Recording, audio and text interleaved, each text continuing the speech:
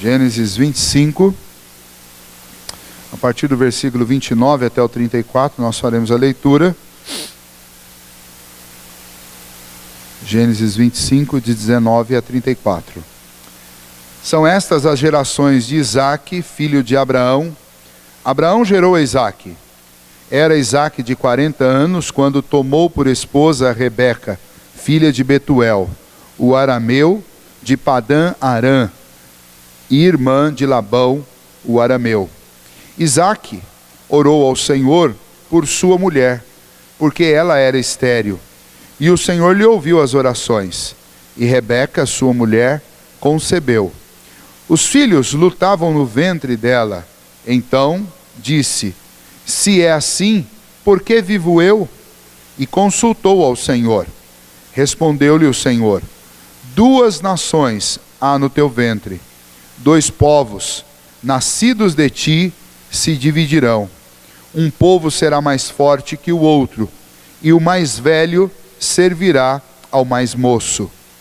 Cumprindo os dias para que desse à luz, eis que se achavam gêmeos no seu ventre.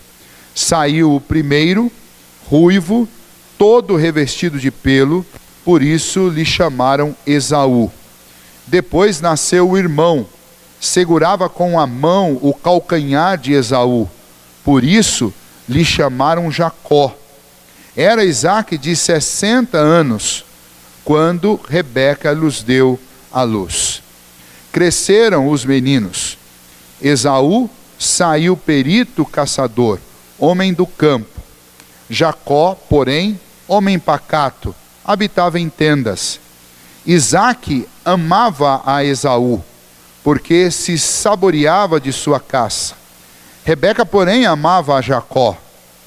Tinha Jacó feito um cozinhado quando, esmorecido, veio do campo Esaú e lhe disse: peço-te que me deixes comer um pouco desse cozinhado vermelho, pois estou esmorecido. Daí chamar-se Edom. Disse Jacó: vende-me primeiro o teu direito de primogenitura. Ele respondeu: estou a ponto de morrer, que me aproveitará o direito de primogenitura? Então disse Jacó: jura-me primeiro. E ele jurou e vendeu o seu direito de primogenitura a Jacó. Deu, pois, Jacó a Esaú pão e o cozinhado de lentilha. Ele comeu e bebeu, e levantou-se e saiu. Assim desprezou Esaú o seu direito de primogenitura. Muito bem. Vamos orar mais uma vez? Senhor nosso Deus, ajude-nos a compreender algumas lições neste texto da Tua Palavra, que se apliquem ao nosso coração e que nos ajude, ó Deus, para que possamos viver, ó Pai, alertas quanto às ciladas e quanto às dificuldades, ó Deus, que podemos enfrentar nesta vida. Pedimos isso em nome de Jesus. Amém. Muito bem, para nós nos lembrarmos, nós terminamos o capítulo 24, o início do capítulo 25, nós temos Abraão agora sozinho. Lembra que sua esposa tinha falecido, agora o seu filho já tinha 40 anos, ele tinha escolhido, ajudado o seu filho a escolher uma esposa, e Isaque trouxe para sua casa Rebeca, e nesse momento Abraão, que era viúvo também, ele decide se casar, e ele se casa novamente com Quetura. Com Quetura ele tem alguns filhos, e o nome deles está registrado aí do versículo 1 ao versículo 6, que são os descendentes de Abraão com Quetura, sua segunda esposa. Depois nós temos do versículo 7 ao versículo 11 a morte de Abraão, e antes de morrer ele abençoa o seu filho Isaque. Ele pede a bênção do Senhor, a mesma bênção que Deus estendeu sobre ele ao longo de sua vida.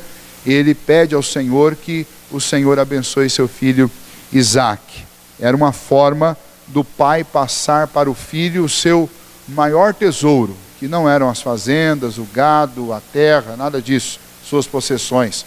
O maior tesouro, e esses personagens todos aqui do Antigo Testamento especialmente sabiam disso, a maior bênção, o maior tesouro era receber a bênção do pai que nada mais era do que uma bênção especial de Deus sobre aquela família.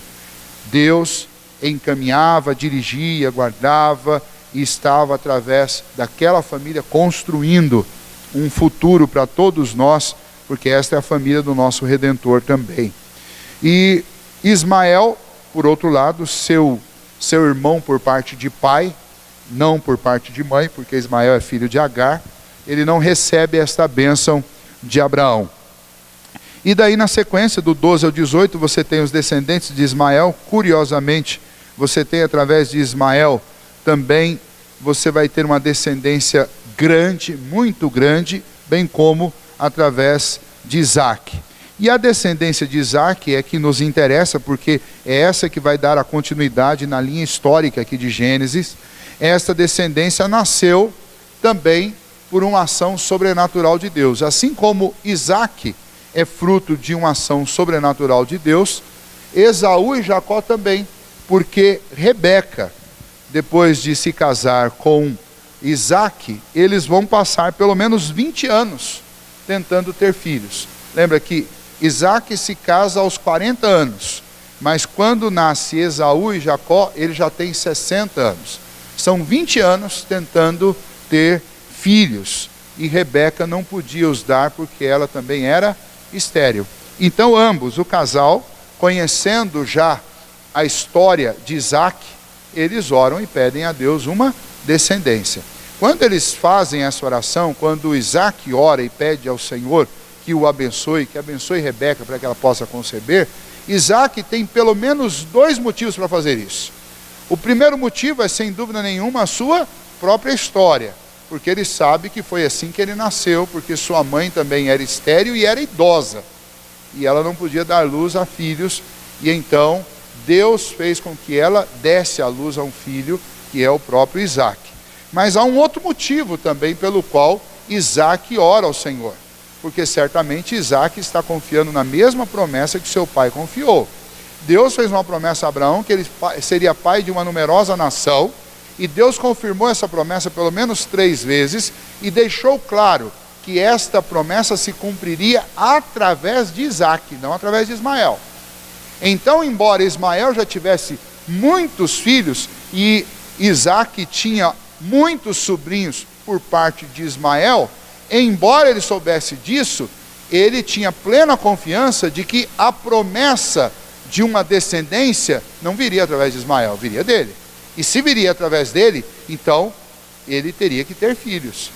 E então a confiança dele de pedir ao Senhor que conceda-lhe filhos, ela é uma confiança dupla. Ela está baseada no testemunho da sua própria vida, o testemunho que ele aprendeu com seu pai, mas também está fundamentada na promessa que ele conhecia muito bem, porque ele mesmo foi o detentor dessa promessa quando nasceu, e agora precisava acontecer através dele. E ele ora ao Senhor, e o texto diz no versículo 21 que o Senhor abençoou e Rebeca concebeu. Ela concebeu e deu à luz a gêmeos, mas havia alguma coisa que não estava normal com aquela gravidez. E Rebeca começa a reclamar que os seus filhos estavam, ou que o seu filho, até então ela não sabia que era gêmeos, que o seu filho estava lutando no ventre. E aí ela diz uma frase daquelas que são próprias de momentos de desespero, então possivelmente isso era algo muito doloroso, algo muito difícil, algo muito anormal, e ela chega ao ponto de dizer: se é assim, se eu tenho um filho e ter esse filho é algo tão terrível que o próprio filho está brigando dentro do meu ventre, melhor que eu não tivesse, melhor que eu não tivesse nem nascido, melhor que eu não estivesse viva, né? E no meio dessa aflição, ela também ora ao Senhor, e o Senhor dá a seguinte resposta para ela: dentro do seu ventre estão 2 nações. 2 nações. E o que mais que o Senhor diz? O Senhor diz: são 2 povos que nascerão de você, se dividirão, um povo será mais forte que o outro, e o mais velho será servo do mais moço. Veja, ela tinha concebido, estava grávida, ainda não tinha dado luz, e o Senhor já tinha dito quais seriam os contornos da vida dessas crianças. O Senhor já tinha estabelecido qual seria o resultado da descendência desses filhos. O Senhor não está falando apenas de um filho, 2 filhos, os netos dela. O Senhor está falando de nações, povos. O Senhor diz, são 2 povos dentro de você. E são 2 povos que não vão se entender. E são 2 povos que se dividirão. E esses 2 povos, um será muito mais forte do que o outro. E o mais velho vai se tornar servo do mais moço, o que era alguma coisa completamente fora da normalidade, porque o normal era que o filho mais velho, o filho que é o primogênito, ele desse prosseguimento na família, ele se tornava o líder da casa quando o pai morresse, e aqui o Senhor já adiantou que não vai ser assim, que vai ser o contrário. O versículo 25 fala do nascimento. Quando nasceram, eles eram muito diferentes. Um nasceu ruivo e muito peludo, e o outro não era assim, obviamente, como o texto não especifica nenhum detalhe sobre como era a forma física de Jacó, mas lá na frente, com o contar da história, nós vamos perceber que, pelo menos nesse quesito, era muito diferente de Esaú. Mas em termos de personalidade, também eram 2 rapazes muito diferentes. O texto diz que o mais velho, ele cresceu e se tornou um hábil arqueiro, um hábil caçador. E não só um hábil, mas um homem muito forte, um homem da caça, um homem completamente voltado para fora da casa. O que aconteceu de forma contrária com Jacó. Jacó não. Jacó cresceu um homem pacato, um cara do lar, um cara de dentro de casa. Ele habitava, a ideia de habitar em tenda significa que ele vivia junto com a sua mãe na tenda. Ele não era da caça, ele não era do campo, ele não era de explorar, ele era um homem mais do lar, vivia ali em sua casa. 2 figuras completamente diferentes. Uma curiosidade que comprova aquilo que o Senhor já tinha dito para Rebeca: o mais novo nasceu segurando o calcanhar do filho mais velho. Nasceu Esaú, e lá atrás de Esaú vem, segurando no seu calcanhar, vem Jacó. Lembra que o Senhor tinha dito que o mais velho seria servo do mais novo. E no nascimento, o mais novo já tentava tomar o lugar do mais velho. E a história, óbvio, ela não entra em detalhes da infância deles, mas eu imagino que deve ter sido muito difícil administrar essa infância. Eu não tenho 2 filhos, mas quem tem 2 filhos sabe que já não é fácil. Eu venho de uma casa que eram 2, mas eu tive o privilégio de ter uma irmã mulher, então era mais fácil para mim, né? Era o mais velho e tinha uma irmã mulher, então eu acabei assumindo a liderança de forma natural. Mas é normal dentro de uma casa que um filho queira suplantar o outro. Dificilmente os 2 querem andar em pé de igualdade. Se tiver 3, 4, sempre vai ter um lutando pela liderança. Isso é normal dentro de uma família, não tem jeito, né? Normalmente, o que acontece é que o mais novo, ele quer mandar em todos os outros, né? Então, desde a época de Jacó, já era assim. O que nasce por último, ele nasce como um rei, né? E aí, o mais velho que se cuide e faça a parte dele bem feita, senão perde o posto para o mais novo. Mas o fato é que deve ter sido muito difícil. Se esses 2 filhos já brigavam no ventre, imagina o que eles fizeram na infância. A Bíblia, obviamente, não entra nesses pormenores. Mas pula diretamente para a idade adulta deles, e na idade adulta está lá Jacó, cozinhando, algo que ele deve ter aprendido muito de perto com a sua mãe, que ele era alguém que vivia em tendas, ele era alguém mais pacato, alguém mais vivia ali no acampamento deles, e estava lá um dia preparando um prato de lentilha, um guisado lá, e o seu irmão chegou, provavelmente de uma caça ou de algum trabalho externo, chegou, segundo ele mesmo diz, palavras aqui que Moisés usou para descrever, chegou esmorecido de fome, ou seja, chegou sem força, né? Sem fôlego, sem força, sem ânimo, como nós diríamos hoje, chegou morrendo de fome. E aí Jacó, que desde o ventre da mãe e durante toda a infância e juventude deve ter sido assim, chegou para Esaú e falou: ok, tem comida pronta, só que é o seguinte, você quer essa comida? Se você quiser, então você vai ter que jurar que você vai me passar o direito de primogenitura. Por que Jacó faz isso? Eu já me perguntei isso algumas vezes e eu tenho algumas pistas que eu acho que respondem essa pergunta. Primeiro, porque os pais não escondem dos filhos essas histórias sobre o nascimento, sobre a vida, e especialmente uma mãe que ouve uma resposta dessa de Deus. Lá no momento de gravidez, o mais velho será servo do mais moço. E o mais moço é o filho que fica dentro de casa e convive dia a dia com a mãe. Ele sabia dessa história. É impossível que ele não soubesse dessa história.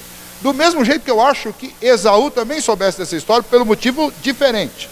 Fica evidente no texto, até pelo desenrolar da história, que nós não vamos ver hoje, mas no desenrolar da história, quando Isaac já está bem velho e ele precisa passar a bênção, como ele recebeu do seu pai, ele precisa abençoar seu filho mais velho, ele manda que Esaú prepare lá uma carne, traga para ele, que ele iria abençoá-lo, porque ele viu que já estava chegando a hora da sua morte, ele ia abençoar seu filho. Só que Isaac também sabia do que Deus tinha dito antes dos meninos nascerem.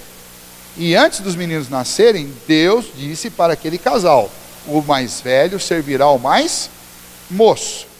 Se Isaac chama Esaú para abençoá-lo, sem levar em consideração o que tinha sido orientado por Deus antes dos meninos nascerem, significa que, da mesma maneira que Jacó parece estar sob um cuidado especial de Rebeca, ao ficar sempre em casa, por outro lado, Esaú parece estar sob os cuidados especiais de Isaac, ao ponto que o próprio Isaac tenta mudar um plano que foi dito pelo próprio Senhor, ao tentar dar a bênção para Esaú, uma vez que ele sabia que tinha que abençoar a Jacó, que era o mais moço.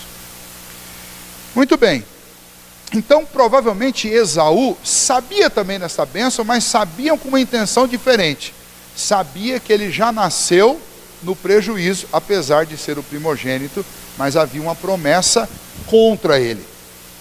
E então ele precisa lutar, ele precisa se tornar um guerreiro, ele precisa se tornar um homem muito forte, porque ele vai ter que suplantar não apenas o seu irmão, mas principalmente ele vai ter que suplantar um plano de Deus. Entende por que ele se tornou alguém? Se tornou um guerreiro, se tornou alguém forte, se tornou um caçador? Um parece que ficou mais acomodado debaixo da guarda da mãe, com uma grande promessa debaixo do braço. A promessa de que ele vai ser o líder. O outro nasceu e foi para a luta, porque nasceu com a promessa de que seria servo. E ele não queria isso. Então ele foi à luta. E você tem, no final das contas, uma casa que está bem claro, nós vamos ver depois a partir do capítulo 26, uma casa que está claramente dividida. Dividida por favoritismo de pais. Para a mãe dos gêmeos, o favorito é Jacó, o que nasceu por último. Para o pai, o favorito é Esaú, o que nasceu primeiro. Para a mãe, aquele que ficou em casa. Para o pai, aquele que saiu e se tornou um caçador. Uma casa dividida. Alguma coisa muito estranha, porque nós não vamos enxergar mais na vida de Isaac, a partir daí, os cuidados que nós vimos, tão especiais, que Abraão teve com a sua esposa, por exemplo, demonstrando amor, demonstrando carinho. Mas o silêncio do texto sobre o que acontece nesse trato, nesse relacionamento dos dois, demonstra claramente que o que aconteceu a partir desse texto foi que realmente aquela casa não só estava dividida, mas aquela casa passou por um estágio de deterioração cada vez maior, por vários estágios. Ao ponto, que nós vamos ver isso ainda adiante, ao ponto que lá na frente, quando chega esse momento que eu disse para vocês, em que Isaac vai dar a bênção para Esaú, a mãe trama junto com Jacó, que é o filho mais novo, uma trapaça para enganar o próprio pai. Você imaginou que bagunça? Um filho vendeu a primogenitura, ou esqueceu, ou estava se fazendo de bobo, e não falou nada para o pai. Um pai que sabia que tinha que abençoar o mais novo, mas estava indo contra a vontade de Deus para abençoar o mais velho. O mais novo que sabia que tinha comprado a primogenitura, algo que é completamente descabido, porque isso não funciona, não é assim que as coisas funcionam. Sabia do plano de Deus, mas ao invés de deixar que Deus fizesse as coisas, ele tentou dar uma mãozinha para Deus, enganando seu pai. Vejam só, é um erro duplo. Primeiro é o erro de tentar ajudar Deus, como se Deus precisasse de uma mãozinha nossa. O segundo é tentar ajudar Deus fazendo uma coisa errada, cometendo um pecado. Quer dizer, Deus, além de precisar de ajuda, a ajuda que ele precisa de mim é um pecado. E uma mãe que sabia dos planos de Deus e também queria que os planos se realizassem de acordo com a vontade de Deus, mas escolheu o caminho errado. O caminho de favorecer um filho em detrimento do outro, o caminho de enganar o pai e auxiliar o filho a fazer isso. Ou seja, que bagunça. Esse texto e essa família especialmente serve, entre outras coisas, para nos lembrar que não existem famílias perfeitas. E mesmo as famílias contadas na Bíblia são famílias onde todos os membros têm os seus defeitos e têm os seus pecados. Isso é bom para lembrar para todos nós que estamos aqui, quando a gente quer pesar demais a mão em cima de um membro da nossa família, isso serve para lembrar de uma coisa. Primeiro, se tem alguém fazendo alguma coisa errada na nossa família, pode ter certeza que não está sozinho. Não está sozinho. Porque nós todos erramos. Quem não erra numa coisa, erra na outra. Mas isso também serve para nos lembrar que Deus é o Senhor que trabalha até em famílias de pessoas imperfeitas como nós.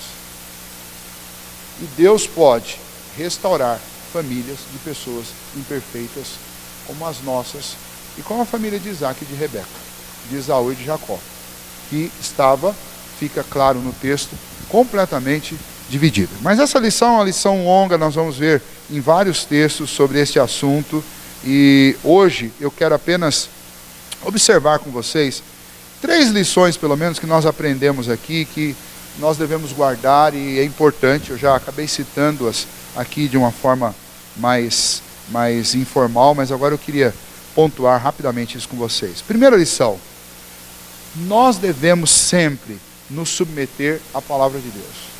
Se Deus disse alguma coisa, naquela época ainda não estava escrita, mas eles ouviam Deus falando com eles, Deus falava com eles e eles sabiam claramente, porque Deus era muito claro e específico. Quando nós ouvirmos a palavra de Deus, nós devemos nos submeter à palavra de Deus. Isaac e Esaú deveriam entender que Deus sabe o que é melhor para nós. Isaac e Esaú deveriam ter dito assim: olha, se Deus disse que você, meu filho, que você vai servir o seu irmão, é porque é assim que Deus vai abençoar a nossa família. E se eu fizer o contrário com você, Deus não vai nos abençoar. Ainda que eu ache que essa seria a fórmula correta, mas quem sou eu para dizer o que é certo e o que é errado para Deus? Em primeiro lugar, estes filhos são resultado de uma ação de quem? De Isaac? Isaac e Rebeca não conseguiam ter filhos. Eles tentaram 20 anos e não conseguiram. Aqueles filhos foram dados por quem? Foram dados por Deus. Estava muito claro para Esaú e Jacó, para Isaac e Rebeca, de quem eram aqueles filhos. Aqueles filhos são de Deus, assim como os nossos também são de Deus. Talvez você não tenha um problema congênito, não tenha um problema de saúde que te impeça de ter filhos, mas isso não significa que os filhos são nossos. Os filhos que nós temos, eles são de Deus. E quem traçou o plano para a vida dos nossos filhos foi o Senhor, assim como quem traçou o nosso. Salmo 139, os nossos dias foram escritos e determinados por Deus antes que qualquer um deles houvesse. E nesse caso aqui, diferente da maioria de nós, nesse caso aqui, Deus foi especificamente claro com Rebeca e com Isaac. O mais novo vai comandar, o mais velho será servo do mais novo. Esse era o plano de Deus. Alguém tem dúvida de que o plano de Deus funciona? a gente balança a cabeça e diz que não, né?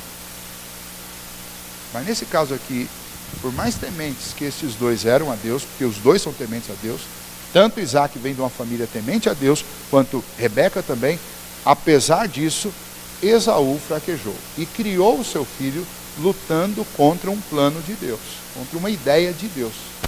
Se já é difícil a gente viver e entender qual é a vontade de Deus para a vida da gente e tentar cumprir, andar nessa, imagine você viver o contrário, sabendo qual é o plano de Deus e lutar contra ele todos os dias da sua vida. E é uma luta inútil, completamente inútil. Mas foi assim que eles viveram. E aqui está uma grande lição para a nossa vida. A palavra de Deus que nós temos dentro da nossa casa, temos no celular, temos aí em áudio, temos de todas as formas possíveis. A palavra de Deus é o plano de Deus para a minha vida e para a sua vida. Pormenorizado, completo, tem todos os detalhes aqui. Todas as questões da nossa vida, as respostas estão na palavra de Deus. É por isso que nós dizemos que a Bíblia é a nossa única regra de fé e prática. É o plano de Deus completo para a minha vida. Eu preciso conhecer esse plano e preciso seguir esse plano se eu quero ter uma vida abençoada e boa.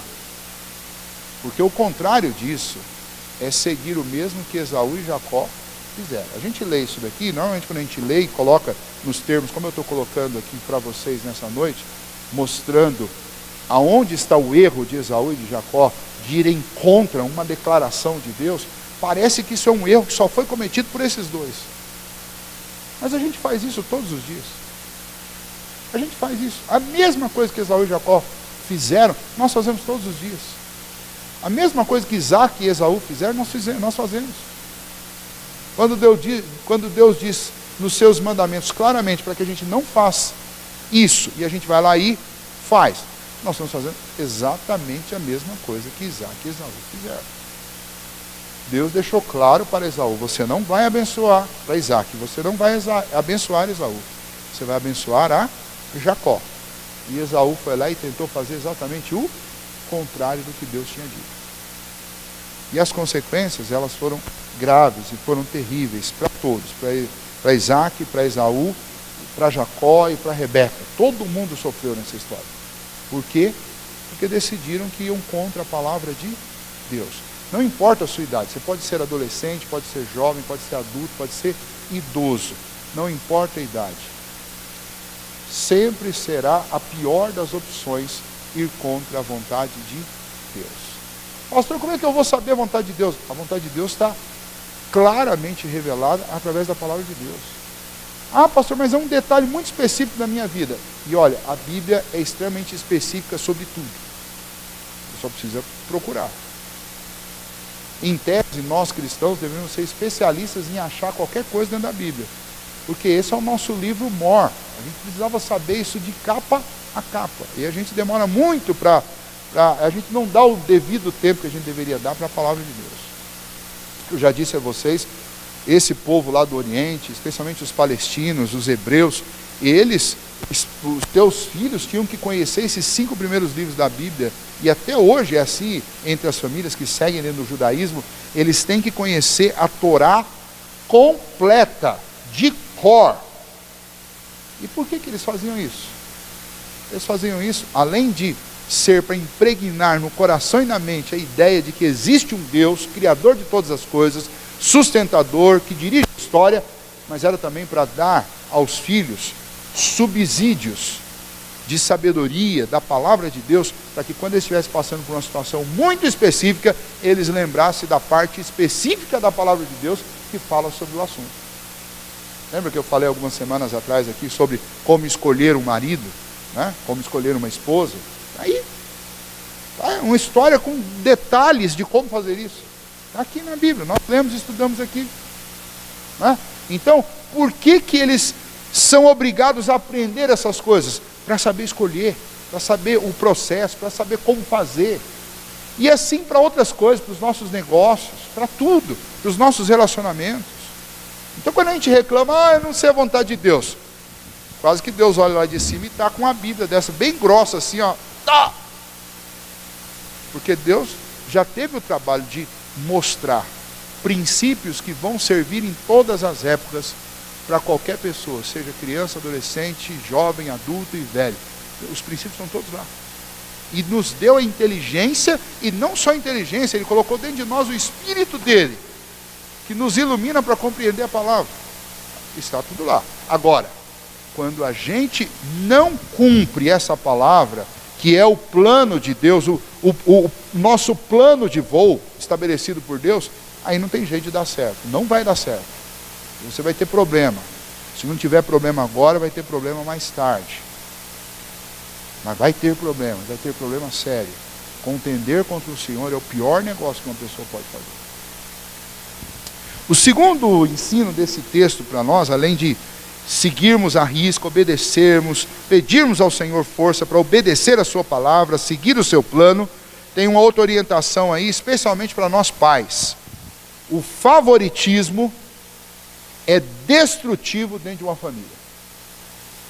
Se tiver favoritismo dentro de uma casa, pode ter certeza, vai acabar com tudo. Vai acabar com o relacionamento entre os filhos, mas vai acabar também com os relacionamentos entre os filhos e os pais, e por fim vai destruir o relacionamento entre o esposo e a esposa. Favoritismo dentro de casa, está aqui o exemplo bíblico. Colocou o pai contra a mãe, colocou o filho contra o filho. Não pode ter favoritismo, de jeito nenhum. Ainda que a gente tenha, por uma questão de afinidades, talvez maior proximidade com um do que com o outro, mas o tratamento tem que ser absolutamente igual. Completamente igual. Porque se tiver favoritismo, esse favoritismo ele vai crescer, ele vai se desenvolver e ele vai trazer mágoas. Ele vai produzir feridas. E ele vai machucar uns aos outros dentro da família. É triste notar que as crianças que são devotadas ao favoritismo de um ou de outro, acabam se tornando mimadas e são arruinadas. Você quer arruinar uma criança? Torne ela a predileta dentro de casa. Você vai arruinar. Porque o que você está fazendo dentro de casa com o filho, quando você o torna o privilegiado, ninguém mais vai fazer do lado de fora. E ele vai crescer iludido, achando que o mundo vai tratar ele do mesmo jeito que um membro da família está tratando, ou o pai e a mãe estão tratando, de forma privilegiada. Normalmente acontece com os caçulas, né, dona Jaque? Normalmente acontece com os caçulas, né? Os caçulas acabam sendo os privilegiados. Mas isso não é uma boa. É o contrário lá? É o mais velho. Muito bem. A gente tem que tomar muito cuidado, por quê? Porque às vezes isso vem como uma demonstração de carinho, de amor. E eu fiz a brincadeira aqui com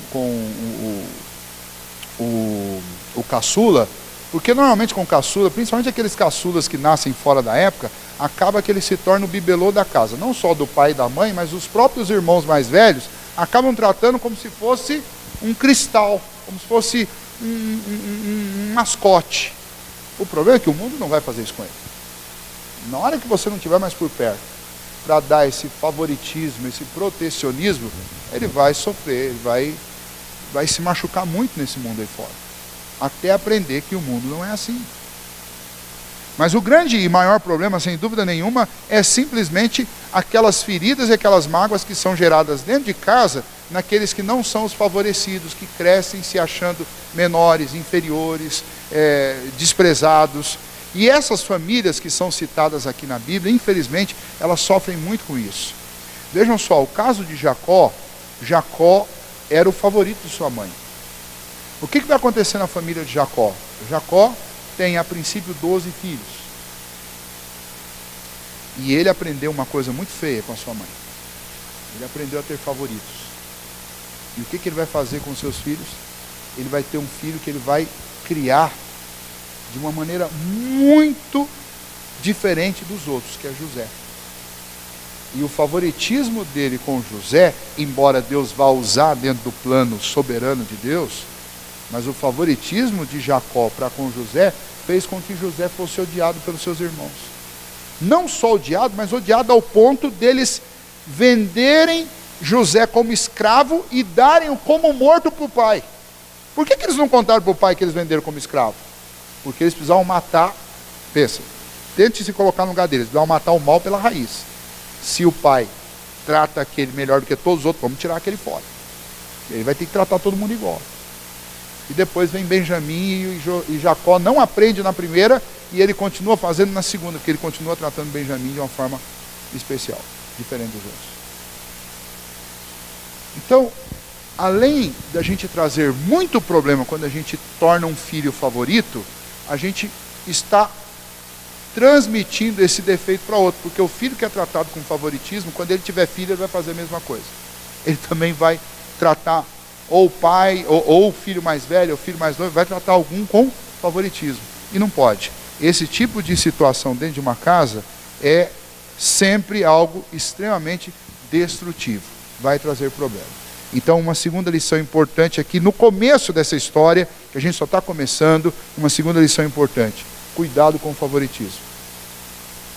Terceira lição e última para nós nessa noite. Deus não precisa da nossa mãozinha para executar os seus planos. Deus não precisa dos nossos artifícios, das nossas estratégias humanas para fazer a vontade dele. Ele não precisa. Veja, já era para Isaac saber disso e já era para Rebeca saber disso pela simples história de Isaac com seu irmão Ismael. Quando Abraão e Sara não conseguiam ter filhos, mesmo sabendo que Deus tinha lhes feito uma promessa. E que promessa é essa? Que eles seriam pai de uma numerosa nação. Eles deveriam ter aguardado. Mas eles fizeram isso? Eles não fizeram, como nós não fazemos também quando a gente ouve de Deus, espera, e a gente detesta esperar. A gente quer as coisas para ontem. E aí, quando a gente quer as coisas para ontem e Deus não faz logo, a gente acha que Deus não está fazendo porque Ele não está dando conta. A gente fala assim, então vamos dar uma mãozinha para Deus aqui.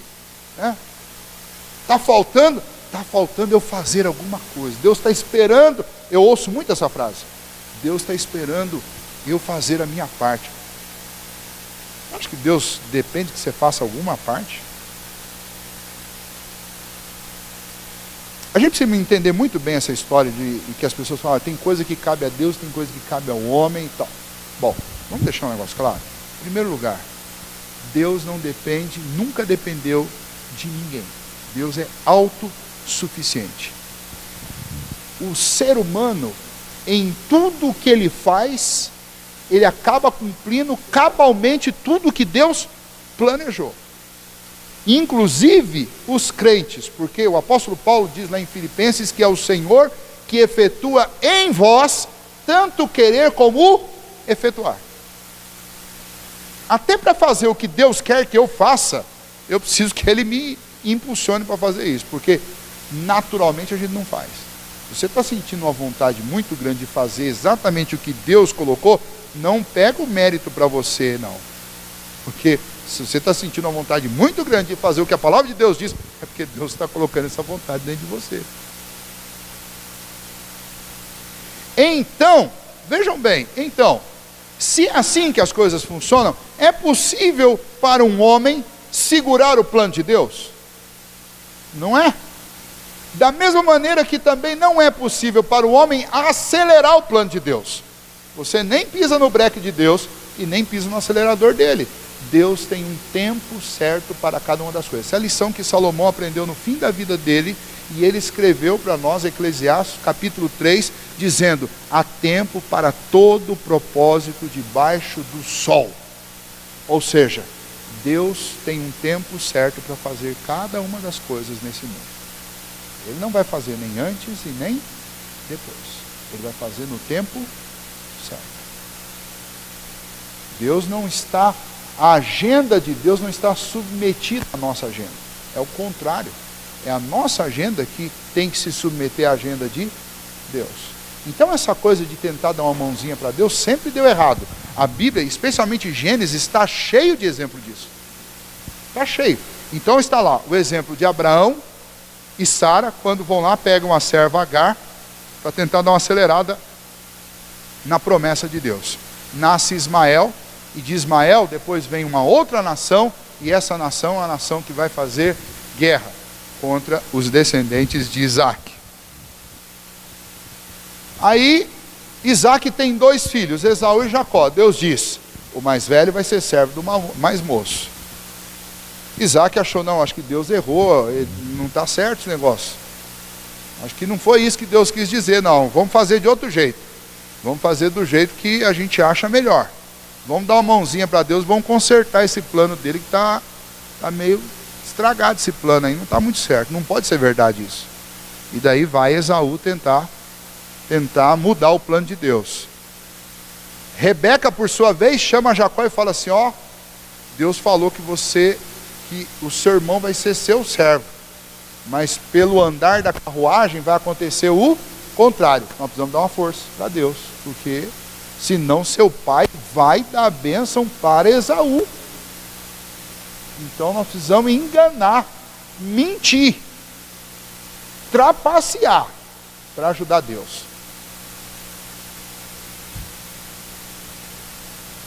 Que é isso que a Rebeca fez.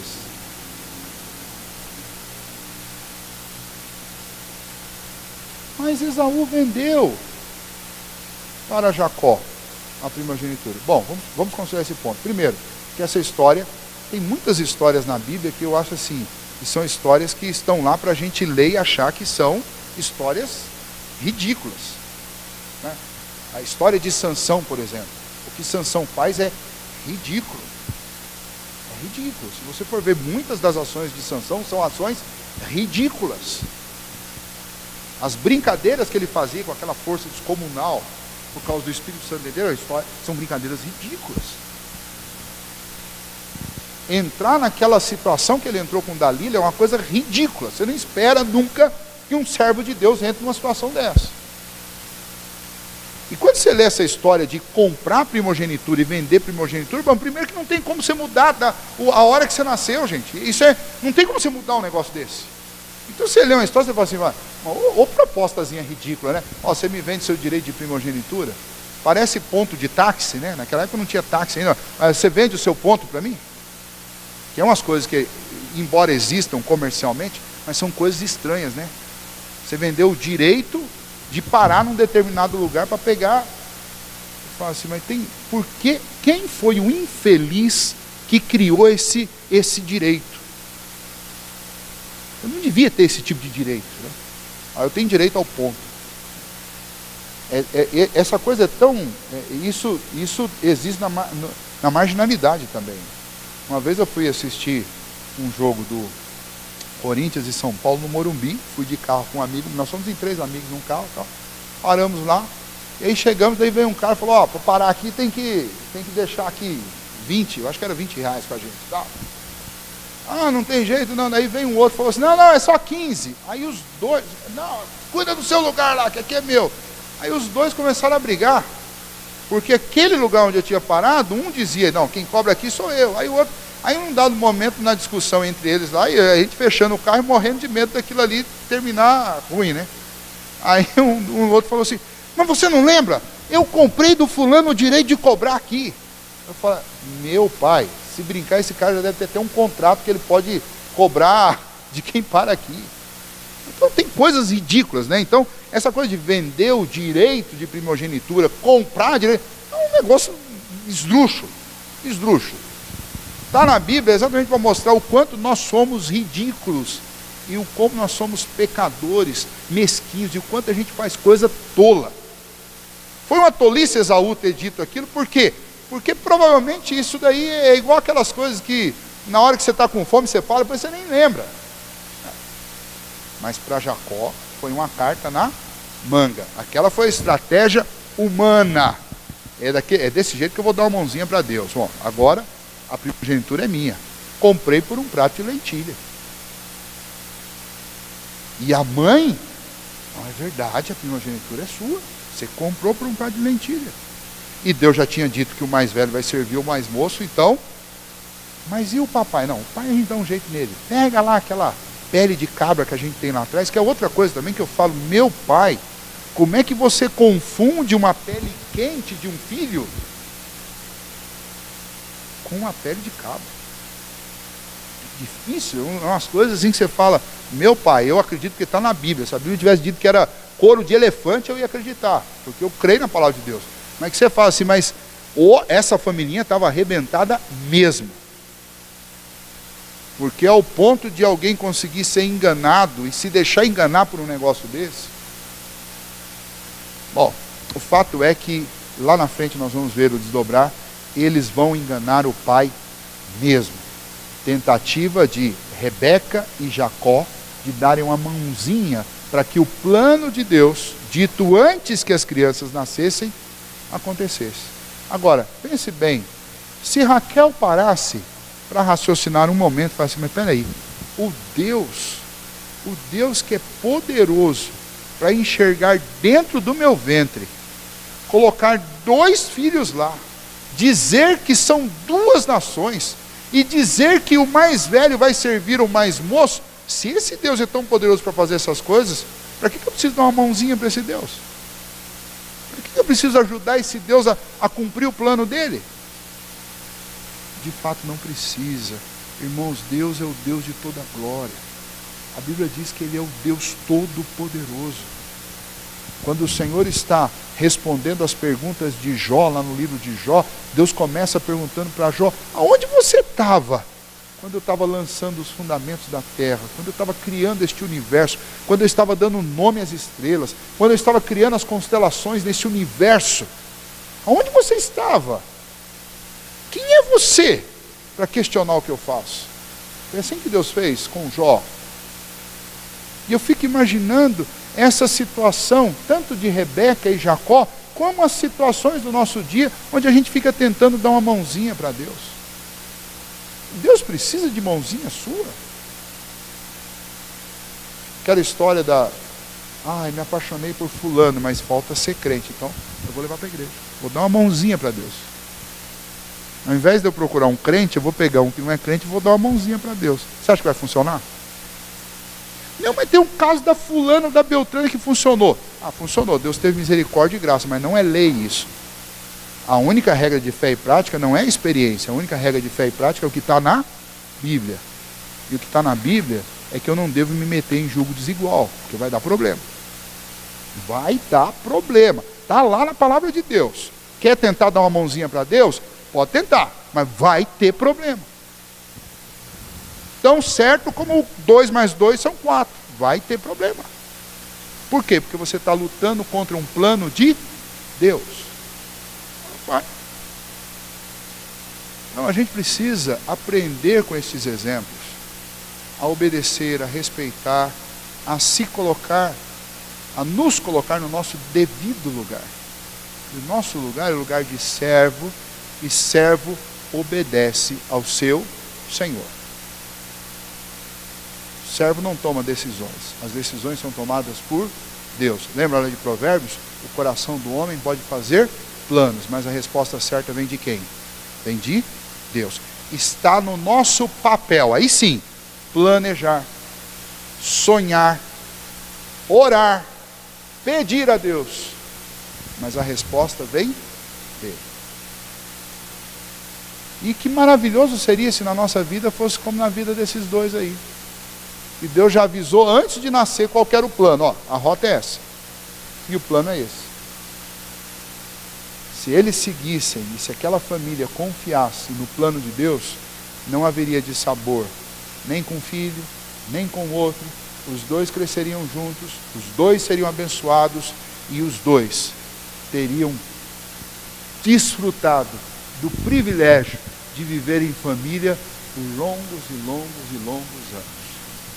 Deus fez o que Deus quis fazer. Deus abençoou a ambos, mas realmente o mais forte teve que se submeter ao mais fraco, o mais novo se tornou maior do que o mais velho, recebeu a bênção, mas não sem muita luta, sem muito sofrimento, sem muita separação. Viveram separados uns dos outros, distantes, magoados, feridos, chateados, toda a vida. Ou seja, provaram um gosto amargo. Por quê? Porque não confiaram no plano de Deus. E essa lição é uma lição muito simples para nós. para aqueles que ainda são solteiros, para quem já é casado, para quem já tem idade. Sempre que eu deixo de conhecer e conhecendo, obedecer o plano de Deus, eu estou entrando por um caminho que vai trazer amargura para o meu coração. Vai trazer tristeza, desilusão, fracasso e dor. É muito melhor a gente aprender com a palavra de Deus e seguir pelo caminho do Senhor. Deus pode fazer coisas miraculosas, Deus pode fazer transformações? Pode. Como também, se Ele não quiser fazer, Ele não faz. Então o melhor caminho não é arriscar, como se Deus fosse uma loteria. Eu não sei o que Deus vai fazer na frente, mas vou confiar na misericórdia dele e vou apostar aqui que eu vou dar uma desobedecida e ele vai consertar lá na frente. Se ele quiser consertar, ele conserta. Mas não use a experiência dos outros como regra para a sua. Ah, deu certo com fulano, eu vou fazer. Porque a regra de fé e de prática da nossa vida não é a experiência dos outros, é a palavra de Deus. Então a gente precisa pensar seriamente sobre isso, nos negócios, nos relacionamentos, na criação de filhos. Ah, está dando certo com fulano lá. Mas é assim que Deus mandou educar? Não, não é. Mas lá deu certo. Deus usou da misericórdia dele lá, usou. Mas Deus deu um meio ordinário para se fazer as coisas. Um meio correto para se fazer as coisas. E é assim que a gente tem que fazer. Né? Uma vez eu ouvi isso da pior maneira, uma situação em que a gente queria muito adotar uma criança, mas mais do que adotar, queria ajudar um amigo meu que não teve filhos. Ele e a esposa, nenhum dos dois podiam ter. E aí uma vez tentei dar uma mãozinha, né? Fiz a mesma coisa que Rebeca aqui. Tentei dar uma mãozinha para Deus. Acabou que não deu certo e a criança, por ter sido abandonada pela mãe, voltou para o abrigo, para seguir o meio que a lei manda. Né? E tomei um sabão por tentar ajudar. E nesse sabão, uma certa pessoa disse: o senhor tem que confiar na justiça. Eu não gostei de ouvir aquilo. Eu falei: vamos confiar na justiça, né? Quem sabe quando ela tiver 18 anos, ela sai daqui. A justiça é morosa. Aí a moça perguntou: mas se não for confiar na justiça, o que o senhor sugere? Aí eu falei assim: olha, eu conheço muito caso aí de criança que foi adotada e deu muito certo a adoção assim, que as pessoas combinam. Ela falou: pois é. Só que o que o senhor não conhece são os casos de abuso, o senhor não conhece são os casos de tráfico de menor, o que o senhor não conhece são os casos que essas crianças, no anonimato dessas adoções ilegais, elas são maltratadas e abandonadas em outra casa, que joga para outra casa, que joga para outra casa. O senhor conhece as experiências boas, o senhor não conhece as ruins. E quando a gente fala sobre coisas como não seguir à risca o plano de Deus, um exemplo claro, que é o exemplo da questão do casamento, a gente só lembra dos exemplos bons para citar: mas deu certo com fulano, deu certo com Beltrano. Deus foi misericordioso e deu. Mas não queira colocar Deus contra a parede, que Ele não vai fazer isso sempre. Deus deu uma lei, Deus deu um meio, um jeito de fazer as coisas. Se a gente fizer errado, tudo bem, Deus pode ser misericordioso, mas Ele não precisa ser. E se Ele não for? Aí você vai amargar para o resto da vida uma decisão desobediente. Então não tenta dar uma mãozinha para Deus e nem tenta construir um caminho onde Deus não construiu. Segue pelo caminho que Deus pavimentou com a sua palavra, que esse é o melhor caminho para o nosso coração. Esse é o conselho que, como pai, nós devemos dar para os nossos filhos. E esse é o conselho da palavra de Deus para o nosso coração. Deus não colocou uma história como essa aqui simplesmente para nos divertir.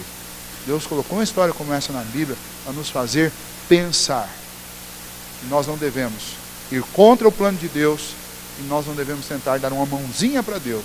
E nós devemos ter muito cuidado na formação dos nossos filhos, para não fazer com que eles aprendam conosco esses maus exemplos, ou de ir contra a palavra de Deus, ou de tentar dar uma mãozinha para Deus, ou mau exemplo de tratar com favoritismo alguém dentro da nossa casa.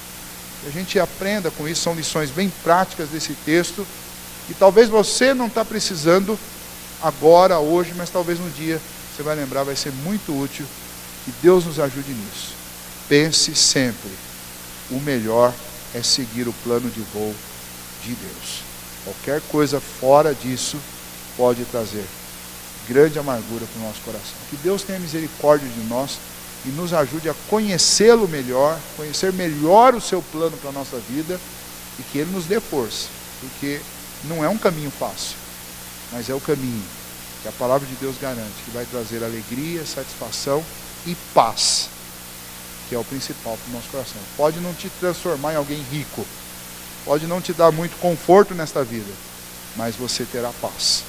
E principalmente, a esperança e a certeza de saber que lá na frente, o Senhor te recompensará com a sua glória, a sua graça, com as mansões eternas. Onde sim, lá sim, os relacionamentos serão perfeitos e nós não vamos ter que nos preocupar com os problemas que temos que nos preocupar aqui. Que Deus nos ajude, que Ele nos abençoe. Feche seus olhos, nós vamos orar. Bendito Deus, muito obrigado pela Tua palavra, ó Deus. Obrigado por histórias assim, ó Deus, que são histórias que deixam o nosso coração, ó Deus, apertado de ver tanta dor, tanto problema, uma casa que tão tristemente estava dividida, ó Deus. Uma casa que recebeu um tesouro tão grande do Senhor, uma promessa da qual todos nós hoje desfrutamos. Esta família, ó Deus, vivendo essa situação terrível, foi canal do Senhor para nos abençoar. Mas que triste saber, ó Deus, que enquanto eles estavam vivos, eles amargaram boa parte de sua vida, a tristeza e a dor de não terem agido, ó Deus, com sabedoria, nem com obediência à Tua palavra, terem, ó Deus, descumprido os Teus planos, tentado descumprir os Teus planos, tentado ajudar o Senhor. Ó Deus, obrigado por esse exemplo deixado por eles, ó Deus, a um preço muito alto, para que nós hoje, ó Deus, pudéssemos ouvir e ler isso e pudéssemos ser alertados na nossa vida para não fazer o mesmo que eles fizeram.